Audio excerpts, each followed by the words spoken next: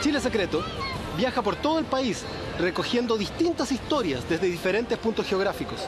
Pero hoy quisimos quedarnos acá, en nuestra capital, y bajo la sombra de don Pedro de Valdivia, su fundador, preguntarte, ¿fue realmente este caballero el que fundó este asentamiento humano?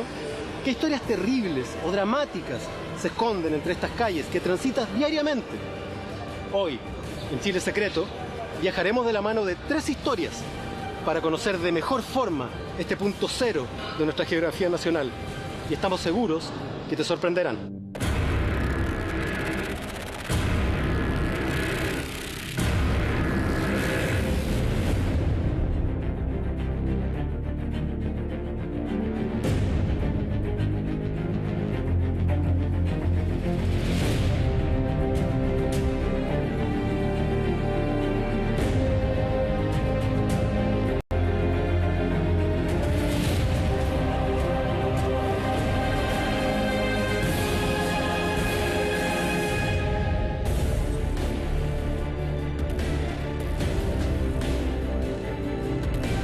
Este era el templo más importante del Santiago de entonces, mucho más relevante e imponente que la catedral de entonces.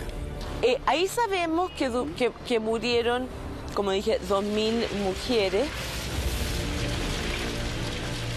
Cuando se logra entrar al templo, lo que se encuentra es un espectáculo horrendo y dantesco, donde hay pilas de cadáveres calcinados. Muchos de ellos nunca jamás pudieron ser reconocidos por sus familiares. Pedro Valdivia viene utilizando un camino, que es el famoso camino del Inca, hasta Santiago. No están abriendo camino, no están explorando territorio inhabitado, están siguiendo una carretera que ya existía. Sí. Esta batalla es una batalla pequeña en la cual un grupo de soldados chilenos se parapetan en la iglesia principal de este pueblo, de la Concepción. Y ya adentro pasa la noche, o sea, llega la noche y les prenden fuego.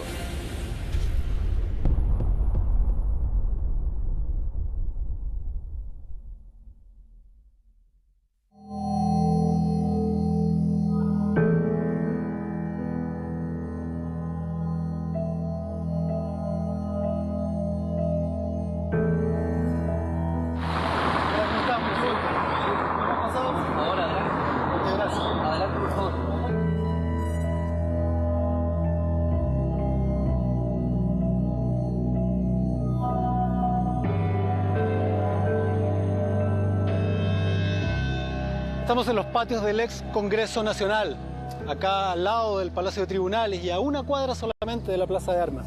En este lugar precioso del centro de Santiago ocurrió una de las tragedias más grandes de nuestra historia civil.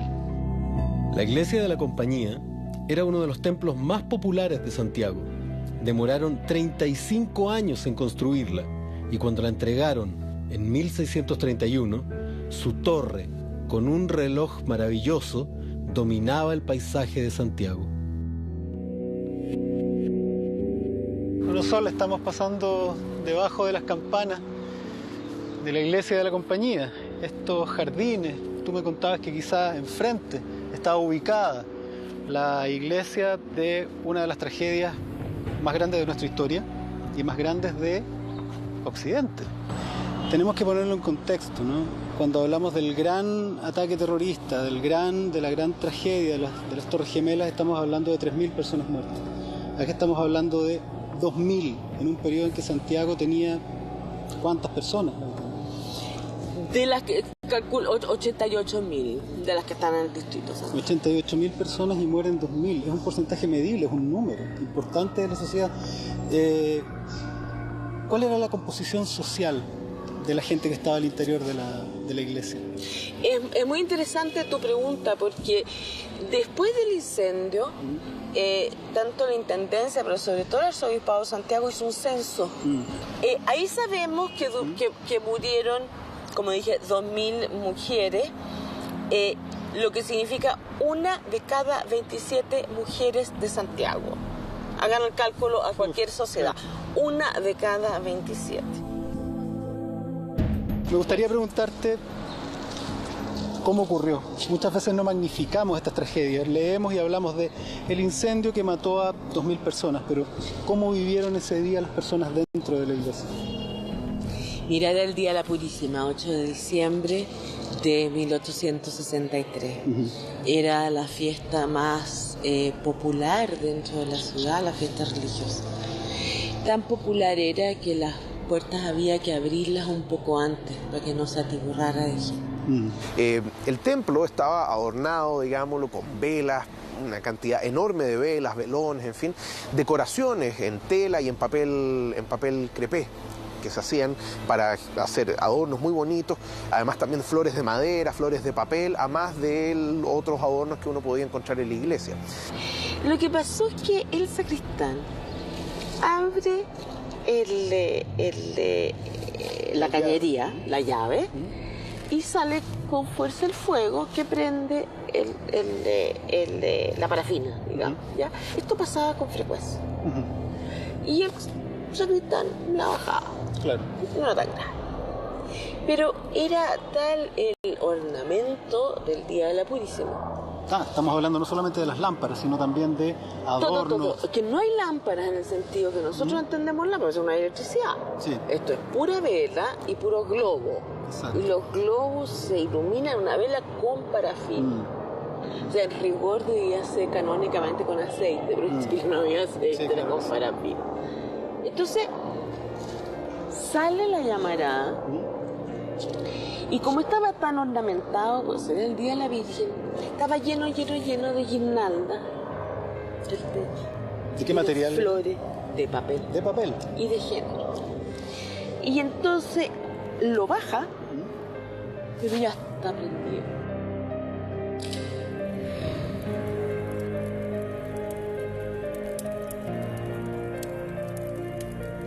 Entonces, mediante el incendio empieza veloz por las guirnaldas y llega hasta el altar. Entonces, el verdadero incendio empezó en el altar. Como las naves eran largas y los altares no se veían, las personas de atrás no supieron que había incendio, pero se dieron cuenta solo las de adelante. Y a eso hay que agregarle una situación de que las puertas del templo se abrían hacia adentro. Esa es una de las claves. Una de las razones del por qué fueron muy pocas las personas que lograron salvarse. Entonces estamos hablando que esto fue prácticamente una tormenta perfecta, un recinto cerrado, con muy poca salida. Y hay otro dato importante, este templo ya había tenido desgracias anteriores, tanto a raíz de terremotos como también incendios.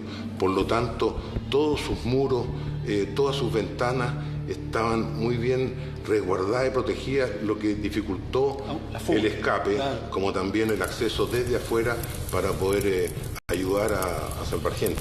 Imaginémonos entonces la situación. De pronto se inflama el altar de la Virgen, comienzan a crecer las llamas, la gente se asusta, intenta automáticamente correr. Estamos hablando de 2.500 personas corriendo hacia las únicas 3 puertas que se cierran. Entonces esto se convierte en una caja que se está quemando por dentro con 2.500 personas encerradas. Un infierno. Y además, por todos los muros, el tipo de ventana con que se habían reconstruido el templo, esto pasó a ser una suerte como de caja cerrada, donde adentro las personas que estaban no tuvieron ninguna escapatoria.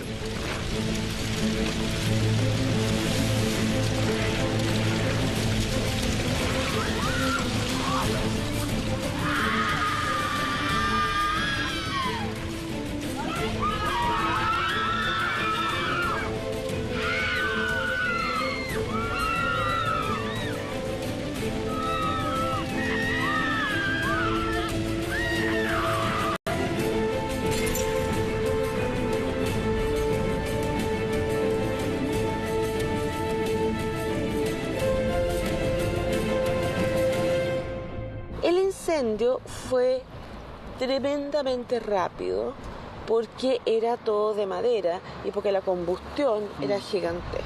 Y porque había bombas de parafina prácticamente en todos lados. Claro, o sea, bueno, de hecho, el incendio mismo duró exactamente 1 hora. ¿1 hora? 1 hora. Los hombres salen, son 300, ¿ya? Las mujeres están adentro. Las iglesias no tienen bancos, ni sillas.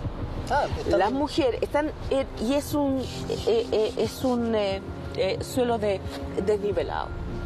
Las mujeres, cuando tú muy española, van a misa con un manto, se sientan en el manto y de ahí después sale la acústica.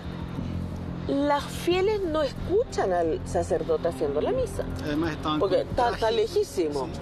Entonces llevan sus propios rosarios devocionarios. O sea, hay una cosa como distinta de lo que pasa en la misa por allá y los fieles por acá.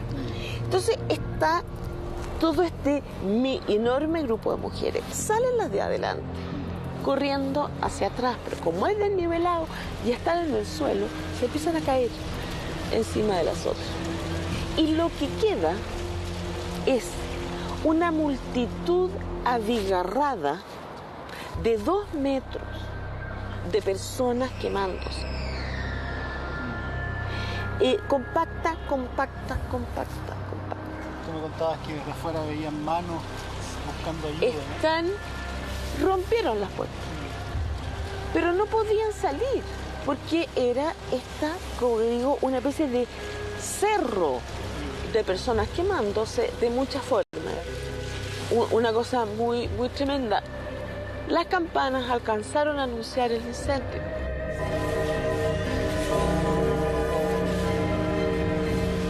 Hasta que se empezó a quemar ya la nave de arriba y saltaron los campaneros. Y las campanas cayeron encima de los fieles y el techo encima de los fieles. Unos bloques de fierro de cientos de kilos de peso. O sea, te cae eso encima. Y el techo cae encima y ahí con llamas.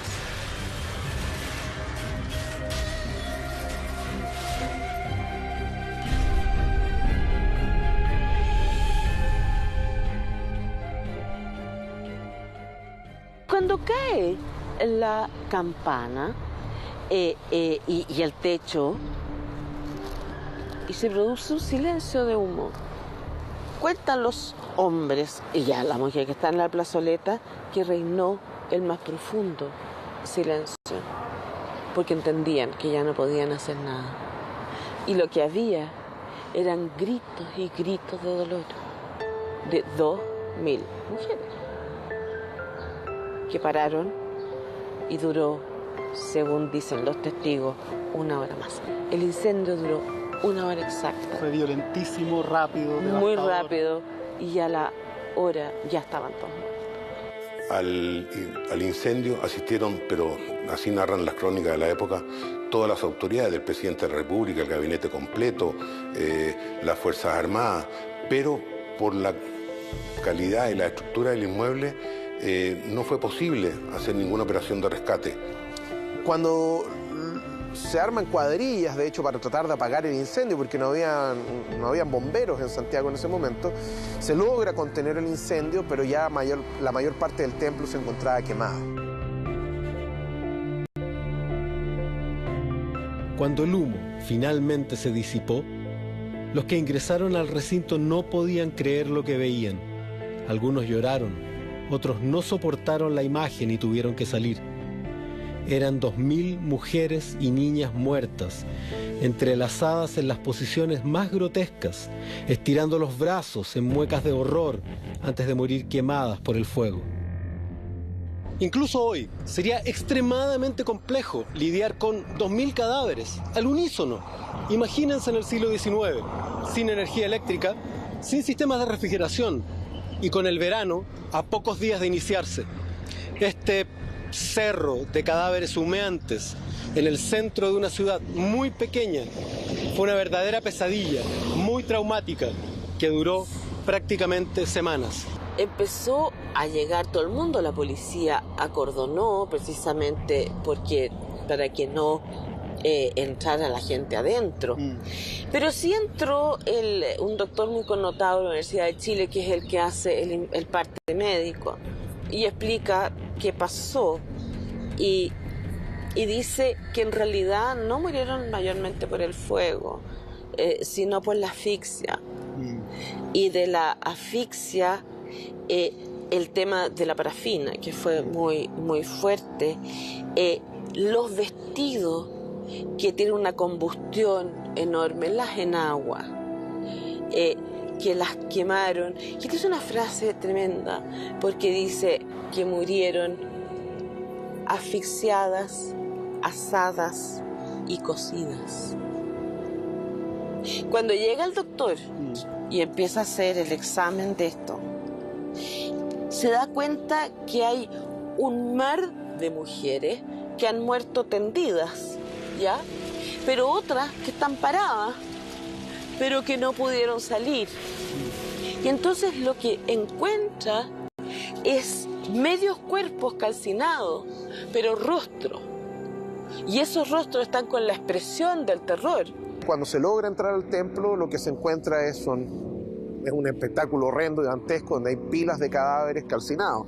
Muchos de ellos nunca jamás pudieron ser reconocidos por sus familiares y eventualmente se sabía que habían muerto, pero no se sabía cuál era el cuerpo específico que pertenecía a cada familia. Hicieron una pila aquí de 2.000 muertos, perdón, hay 25 hombres. Enorme, usted se podrá imaginar el porte. Era tal, lo que dicen, repito, el olor a carne quemada, que trajeron en carretas sacos y sacos de cal. O sea, lo que había acá era un gigantesco bloque de cal. 200 hombres van a hacer en la fosa común al cementerio, que se demoraron como 3 días en hacer. Se requirieron 164 carretas para llevar los cadáveres al cementerio. Esta tragedia impensable no solo produjo horror y trauma entre la población de Santiago y las propias familias, sino que también movió a los vecinos para organizarse e intentar evitar que esta tragedia se repitiera. El 9 de diciembre, la verdad que el amanecer de toda la familia en Santiago ya abrieron sus ojos lamentando la pérdida de más de algún familiar. Fue tal el impacto en la sociedad del Santiago de entonces que prácticamente de manera inmediata un joven, José Luis Claricruz, hizo la publicación en un diario de la época, El Ferrocarril, convocando a un grupo de jóvenes para fundar una asociación de bomberos similar a la que ya existía en Valparaíso. Al primer llamado acudieron muchas personas impactadas por la tragedia.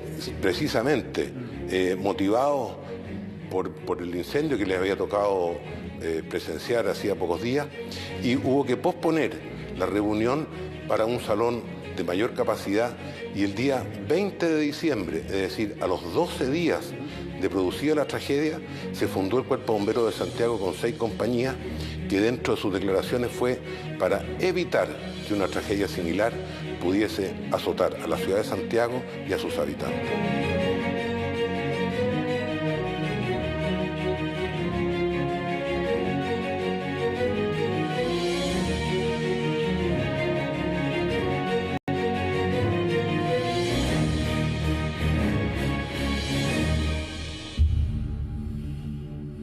Aunque algo quedó de sus restos, este sitio había perdido todo sentido positivo para la gente de Santiago.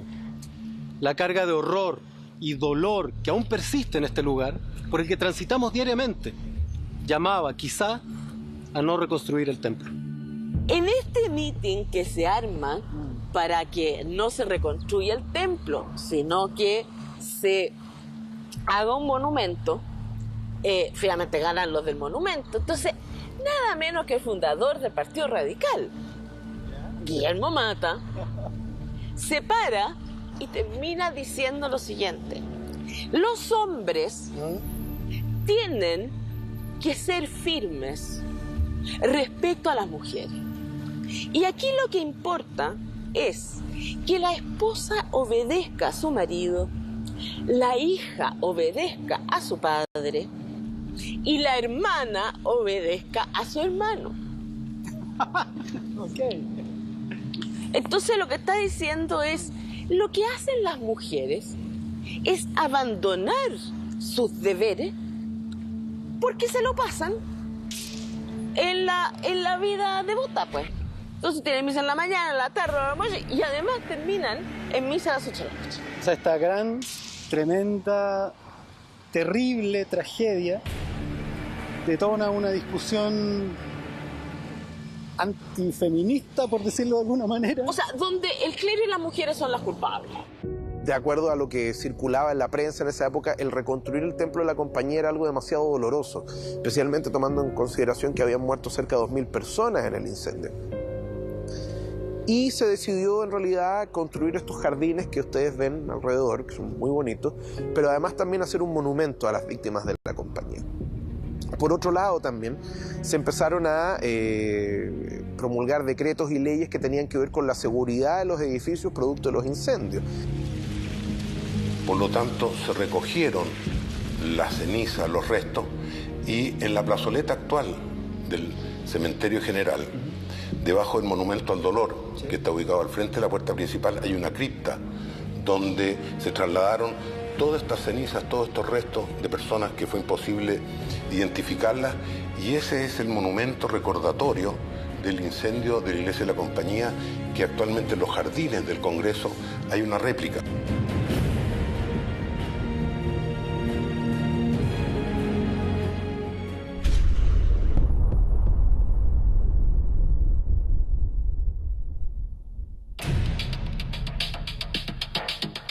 La historia nos dice que el 12 de febrero de 1541, don Pedro de Valdivia llegó por el norte con un grupo de valientes y esforzados expedicionarios y llegó a este valle despoblado, absolutamente desierto, donde con mucho esfuerzo fundó Santiago de la Nueva Extremadura, Santiago de Chile, nuestra actual capital.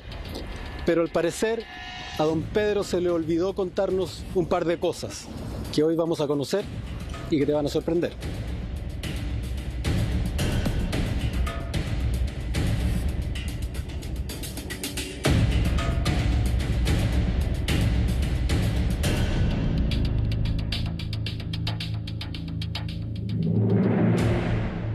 Rubén, estamos en la cima del Cerro Santa Lucía, estamos viendo Santiago, pero estamos en diciembre de 1540.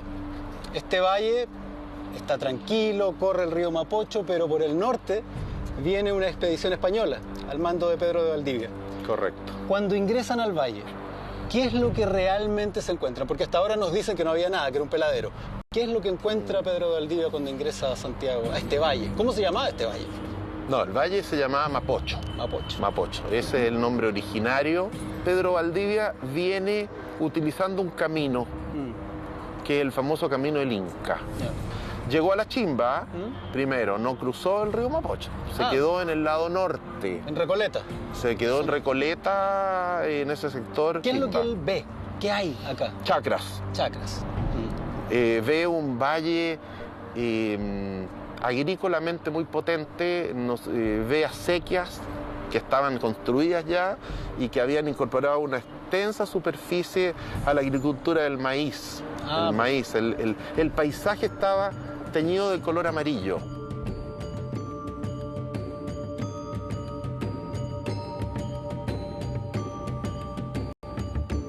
Pedro de Valdivia, cuando llegó al Valle del Mapocho, no encontró un peladero, un lugar despoblado. De hecho, encontró un lugar habitado con distintas construcciones, también con una urbanización, uno podría usar ese término, ya que el valle está con acequias, con campos de cultivo, que eso no es un trabajo menor. La mayor cantidad de población estaba situada al norte del Valle del Mapocho, y al lado sur del Mapocho había un pequeño asentamiento, pero de una enorme importancia, porque era un centro administrativo y ceremonial de la autoridad o del representante inca en esta zona, que a la llegada de Pedro Valdivia se llamaba Quilicanta. O sea, sí, Quilicanta, de hecho Quilicanta recibe a Pedro Valdivia y lo alimentó. Los incas, originarios de Cusco, fueron un enorme imperio que dominó extensas áreas de países sudamericanos como Argentina, Chile, Bolivia, Perú, Ecuador e incluso Colombia por el norte. Y su periodo de mayor expansión coincidió justamente con la llegada de los españoles. Pero, Al ver las construcciones, las líneas y trazados urbanos, las acequias, el diseño de los plantíos agrícolas, los españoles, por supuesto, decidieron apropiárselo y utilizarlo en su beneficio.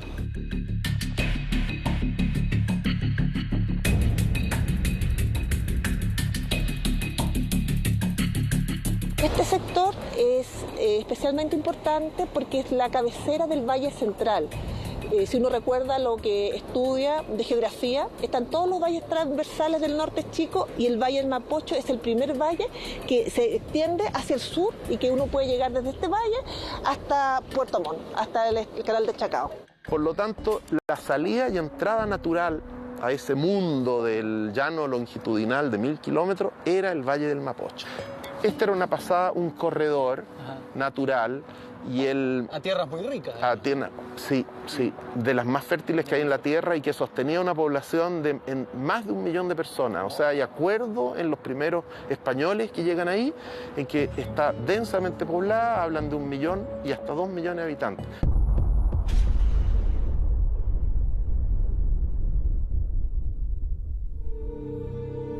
Los incas tenían un tremendo sentido geográfico y estratégico.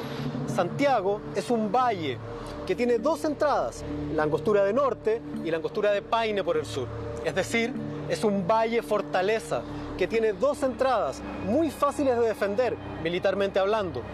Los incas, muy inteligentemente, se establecen en este lugar para luego abrirse hacia el sur, hacia esos 1000 kilómetros de valles muy fértiles, con 1 millón de habitantes, hasta Puerto Montt. Lo que no está claro es si Pedro de Valdivia sabía de la existencia de este asentamiento, o si se sorprendió al encontrarlo. El punto es que toda esa información sobre el hallazgo fue omitida en sus mensajes a la corona.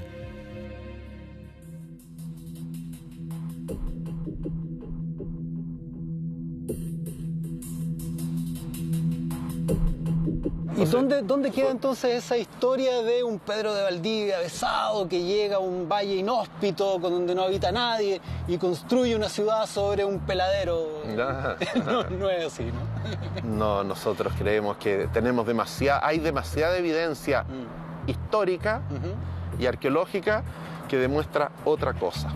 Ahora, ¿por qué él informó a...? Bueno, hay razones, porque cuando escribe las famosas cartas al rey, prácticamente le cuenta que aquí había re poco y tuvo que hacerlo todo de cero, a partir de cero. Pero yo creo que eso lo escribió él como para deslumbrar un poco al rey y para obtener beneficios. Al margen de la importancia estratégica del lugar, las investigaciones arqueológicas demuestran que el trazado urbano y su localización tenían una fuerte carga mágica y simbólica para la cosmovisión inca. Efectivamente creemos que esto fue una huaca, un cerro sagrado, por el carácter especial de la roca que había aquí, y justo esto obliga al río Mapocho a dividirse en 2 brazos. Claro, un brazo era el Mapocho actual y otro es la Alameda. La Alameda. Y entonces, casualmente, este centro administrativo de Quilicanta, o este asentamiento de Quilicanta, está entre medio de estos 2 brazos y como al pie de este cerro que sería sagrado. Esa conformación de cerro sagrado más 2 brazos de río se repite en muchos centros administrativos a lo largo del Tahuantinsuyo, partiendo por el Cusco. Santiago es una ciudad espejo de Cusco. Espejo de Cusco. Y hay muchos centros administrativos incaicos que tienen esa formación. O sea, hay una geografía sagrada también. De todas maneras, el primer rayo de luz que sale al amanecer, pasa por esta cumbre donde estamos, el primer rayo se proyecta en la Plaza de Armas. ¿En serio? ¿Es tal cual? Sí. El primer rayo de sol del solsticio de invierno pasa por el Santa Lucía y golpea la Plaza de Armas. Sí. Entonces hay una conjunción de elementos de carácter más bien simbólico, que lo que pensamos nosotros que hicieron a Quilicanta elegir ese lugar, que no era muy apto para vivir, porque sufría permanentes inundaciones. Era mal lugar para vivir, pero era muy bueno desde el punto de vista de la conjunción de elementos simbólicos. Y nosotros creemos que por ese motivo se eligió el lugar. Ese rayo de sol del que habla Raúl Stever ocurre en un día preciso de nuestro año. Se trata del 21 de junio, cuando es el Inti Raymi, o el Huetripantu mapuche, ni más ni menos que nuestro verdadero año nuevo para el hemisferio sur, el momento en que el sol comienza nuevamente su recorrido vital. Y es desde un cerro preciso en que ese día sale el sol, proyecta su rayo a través del Cerro Santa Lucía y cae en ese punto mágico que es nuestra Plaza de Armas. Ese cerro es el Cerro El Plomo, y un hallazgo maravilloso producido a mediados del siglo XX confirmaría que para los incas este valle era un valle sagrado, muy importante y cargado de símbolos ancestrales. Se trataba del cuerpo de un niño depositado en un adoratorio en la cima del Cerro El Plomo. Al parecer, un gesto mágico relacionado con las lluvias y la protección del valle. Pero esa será otra historia.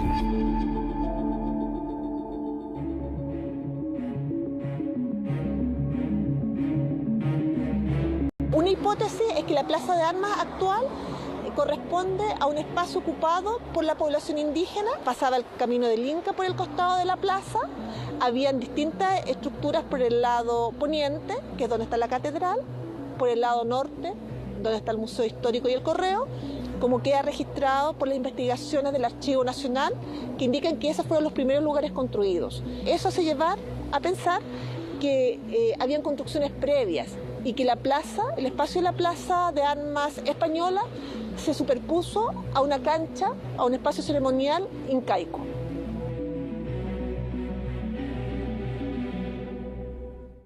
Este es un lugar relevante, no solo para el periodo histórico poshispano-chileno, sino también prehispánico. ¿Qué es lo que encontró precisamente en este lugar?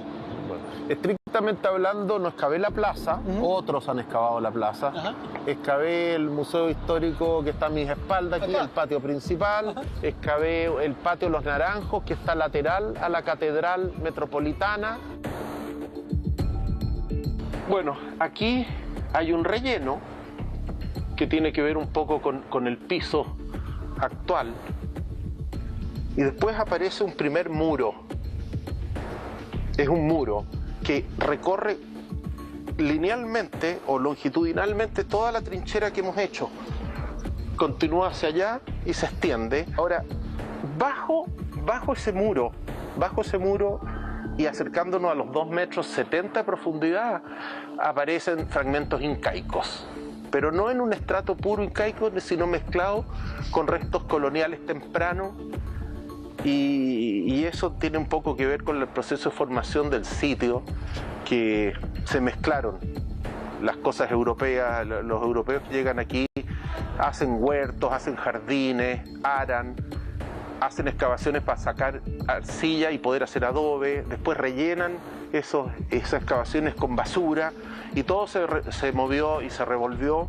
Por lo tanto, aquí encontramos bastante material incaico, del periodo incaico, pero no en estratos puros. Finalmente, la idea de un Pedro de Valdivia llegando a un sitio baldío y despoblado y fundando una ciudad desde cero es completamente falsa. El Valle del Mapocho ya era un importante centro administrativo y un lugar de gran valor simbólico y astronómico para la cultura inca. Esta ciudad, tu ciudad, ya existía.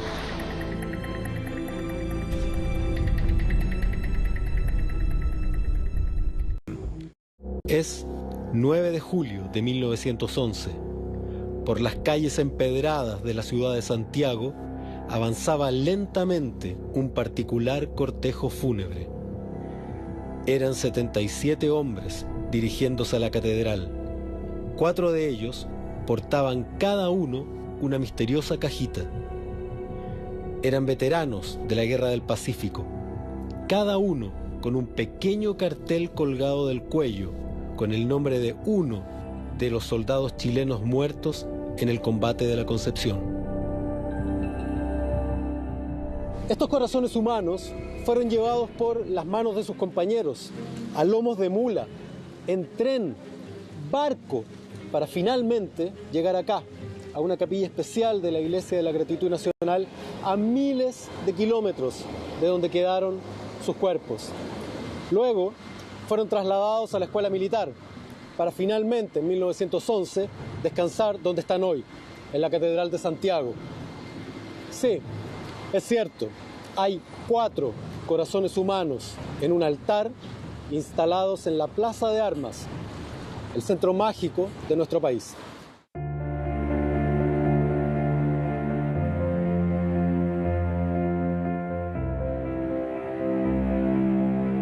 Antes de llegar a la catedral pasaron por otros templos también reconocidos en la historia de Chile y se optó al final que el templo más representativo era el templo principal. La palabra catedral es la cátedra del obispo, es la iglesia madre de todas las iglesias. Y esta iglesia de Santiago de Chile tiene más de 400 años. O sea, es un templo donde la iglesia, ¿no?, su pastoral y el templo, lo que ustedes ven, está lleno de historia. Eso significa que hay personajes históricos que están acá. Muchos personajes históricos y otros desconocidos, pero que se sabe que marcaron, ¿no?, en la colonia o posteriormente marcaron con su entrega, y por eso que en sus tiempos decidieron traerlo a este lugar.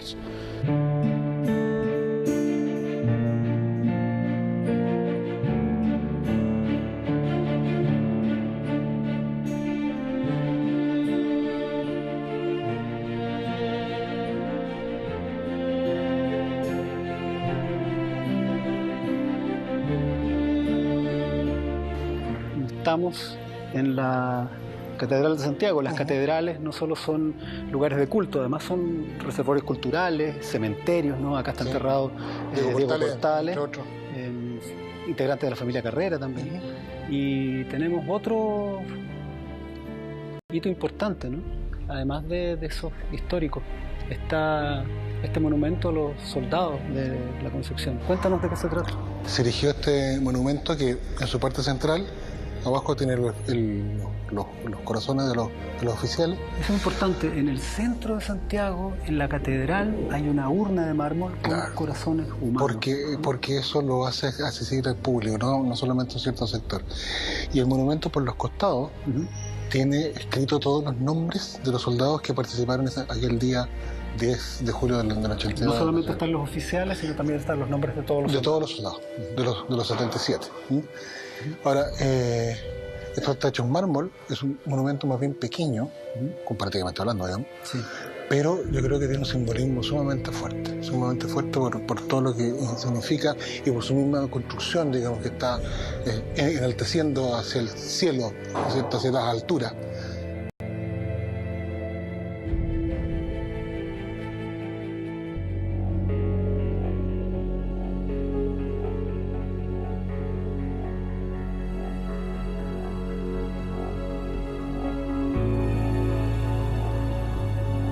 Oye, Francisco, estamos acá a muy pocos metros de los corazones de los soldados de Concepción y hay un momento que es un poco oscuro. Te dicen que los traen desde Perú, pero nunca te cuentan cómo. Y el relato oficial dice que fueron extraídos con mucho cuidado por los cirujanos del ejército. ¿Qué nos puedes contar de eso? Sí, eso no está del todo establecido. En realidad hay una lucha entre cirujanos. Hay 2 cirujanos que se disputan haberle sacado el corazón a estos capitanes, un poco porque igual era glorioso sacarle los corazones en ese momento. Pero hay por ahí un relato oculto, no sé si tan oculto, un poco más popular, donde en realidad no fue ningún capitán, sino que fue un soldado raso con un corvo y fue él. Les reventó el esternón y le sacó el corazón como Indiana Jones, como esa película de Indiana Jones donde llega un tipo, le saca el corazón y le gusta. ¿Y esto por qué? ¿Porque los cirujanos estaban ocupados con los heridos? En realidad era todo un desastre en ese momento. Estaban los cuerpos mutilados, había sobrevivientes, pasaban muchísimas cosas y es muy probable que los cirujanos no hayan tenido tiempo para ello. ¿Sí? Ahora, por supuesto no hay nada fehaciente. En datos históricos, el dato duro es que hubo una guerra y todos murieron, pero de ahí a cómo pasó depende de la crónica y el relato. La ocupación chilena del Perú fue uno de los episodios más traumáticos en la historia de nuestros vecinos. Los chilenos cobraban impuestos de guerra en la forma de dinero, comida o caballos a los habitantes. Los abusos, la violencia e incluso las violaciones llegaron a ser lo usual, al punto que el propio ejército chileno enjuició estas acciones. El odio hacia el invasor creció y se convirtió en voluntad de guerra contra los chilenos. Ahora también está el dato que dice que los chilenos, ante la falla en la línea de pertrechos, ¿no? También simplemente tomaban vacunos, robaban en las haciendas o exigían tributos de guerra. Sí, o sea, no, el ejército chileno, bueno, ahí es un tema de guerra, porque cuando uno habla con un militar te dicen es parte de la guerra. Una ocupación es lo más pacífica que se pueda, pero en el fondo de algo tienen que vivir, sí, claro. Es como la excusa, pero sin lugar a duda hay un acto satánico y totalmente diabólico en ocupar un lugar como ese. Además, ni siquiera, esto es otra cosa, lo que hasta donde yo investigué, no era el ejército peruano su enemigo, eran habitantes de la sierra que no tenían absolutamente nada que ver con los márgenes geopolíticos entre Perú, Bolivia y Chile. Claro. O sea, totalmente desmedido, no tenían por qué hacerlo. Se estaban defendiendo de los invasores, ¿no? Por supuesto. El odio hacia el invasor chileno hizo nacer una guerrilla montonera en la sierra peruana que desgastaba día tras día a la tropa nacional de manera persistente. Estaba a cargo del héroe peruano Avelino Cáceres, el llamado Brujo de la Sierra. La estrategia de los chilenos en la sierra era penetrar con una línea, ¿no? Dentro de este territorio agreste, poco conocido. Consistía en ir tomando pueblos y estableciendo puntos a medida que ingresaban en la sierra para combatir a las fuerzas de Avelino Cáceres. Uno de estos pueblos era La Concepción. ¿Cómo se desarrolló la guerra en la sierra? Muy poco glamorosa, muy distinta a la del resto de la campaña, ¿no? Sí, seguro, porque casi no hubo batalla. Estos tipos se iban asentando en los diferentes pueblos. Y como eran asaltados por los habitantes de la zona, necesitaban seguir moviéndose. En realidad ellos lo pasaban pésimo porque aparte de que no había batallas frontales, claro, salían de cualquier lado, vivían en paranoia. Claro. O sea, estaban paranoicos porque los asaltos se hacían de manera muy intempestiva, no los veían venir, tampoco los podían pillar. Cosas que se dicen en las crónicas es que envenenaban el agua, por ejemplo. Entonces las medidas sanitarias no eran las ideales. Robaban y quemaban pertrechos, no tenían nada para comer, y en el fondo, en ese estado de cosas, fue como una guerra de desgaste. ¿Sí? Lo que el ejército chileno, un poco por vanidad, pensaba que iba a ganar fácilmente, como mismo entraron a Lima, no se dio así. Y en el fondo la línea se extendió muchísimo. Se hizo débil. Se hizo muy débil. Entonces en el fondo los soldados no estaban muriendo por batallas en sí, estaban muriendo de hambre, de enfermedades y de los asaltos también. Entonces esta línea que se alarga por toda la sierra deja algunos flancos súper expuestos. La Concepción, en este caso, era uno de esos flancos.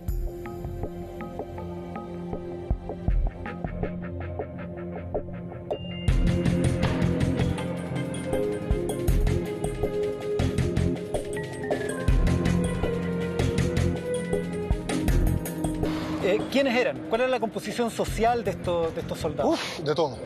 De todo. Recuerda que la Guerra del Pacífico fue una guerra absolutamente transversal a la sociedad.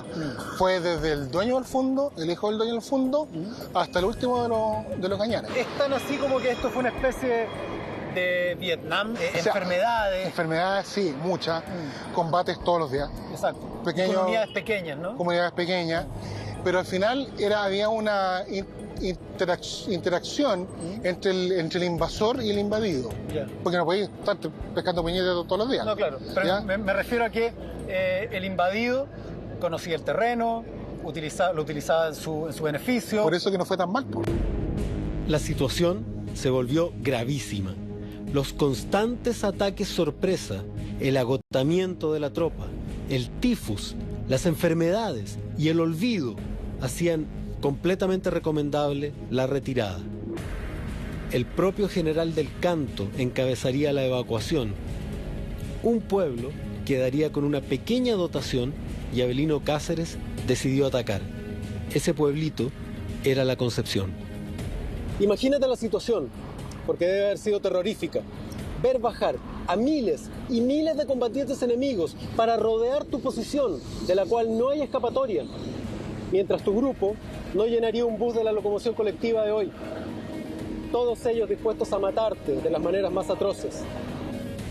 Lo único que resta es pensar en tu familia, ajustarse el uniforme y resistir irracionalmente. Ahora entremos al combate mismo. Lo que tenemos es una situación, es una trampa perfecta. Estamos hablando de un pueblo en el centro de un valle rodeado por cerros, con solamente una salida. Habían 77 soldados custodiando un pueblo diminuto y de pronto por los cerros se abalanzan miles de efectivos enemigos. ¿Cómo se desarrolla este combate que tú llamas desigual? Evidentemente. Es una masacre, pero es muy caballerosa. A mí me impresionó mucho eso, porque baja un jinete de las colinas con una cartita, con un papelito, y le dice, por favor, ríndanse. A ustedes les conviene rendirse porque bla, bla, bla. Y ahí el Ignacio Carrera Pinto, en el mismo papelito, de hecho, le dice a otro cabro, oye, date vuelta, para usarlo como mesa, le voy a responder al tiro.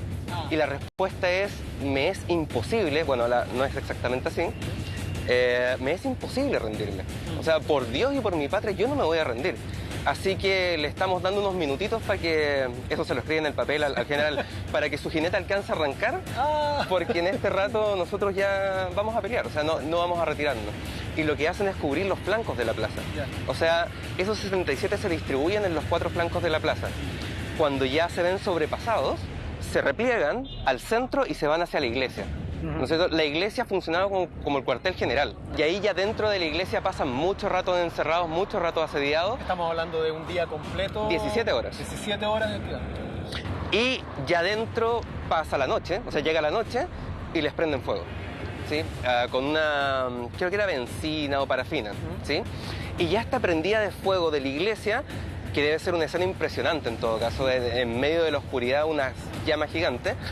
Hace que los tipos tengan 2 opciones, o quemarse vivos, ¿sí? O salir y rendirse. No quedaron chilenos vivos que sirvieran de testigos de lo que sucedió después. Según la versión peruana y la de algunos extranjeros, los pocos que lograron sobrevivir el embate final se rindieron, pero fueron presa de la turba montonera.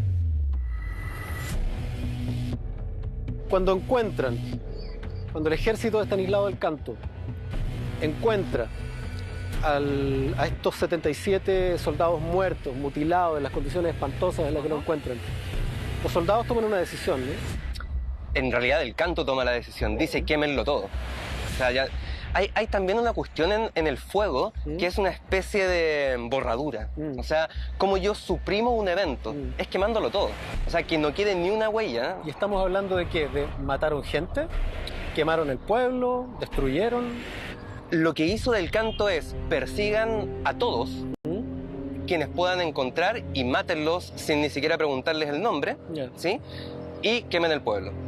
Impactado y conmovido por el martirio y la enorme resistencia de los soldados chilenos, el comandante del regimiento Chacabuco, don Marcial Pinto Agüero, ordenó tomar los cadáveres de Ignacio Carrera Pinto, Julio Montt Salamanca, Arturo Pérez Canto y Luis Cruz Martínez y extraer los corazones de esos 4 oficiales que habían resistido junto a sus hombres un combate tan desigual que había terminado siendo suicida.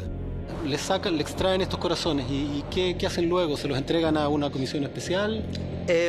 Básicamente los ponen en unos frascos, porque había unas farmacias ahí en el mismo pueblo.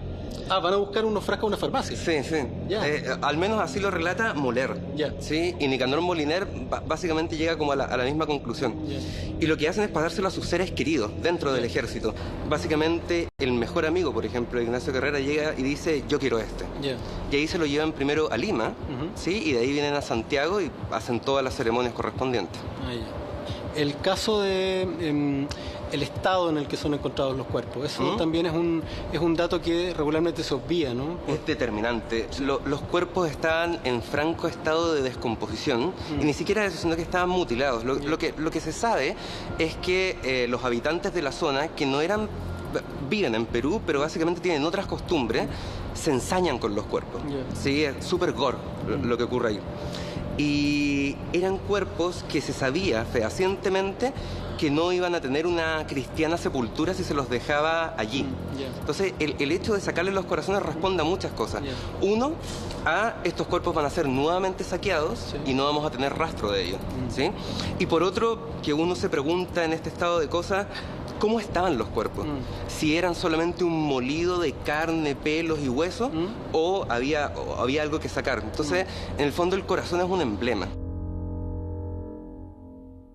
Hoy, en nuestro programa, viajamos a una especie de Santiago secreto y descubrimos que nuestra ciudad fue fundada sobre otro asentamiento preexistente, cruzado de simbolismos de orden cosmogónico, cargado de sentidos ancestrales y secretos aún por descubrir.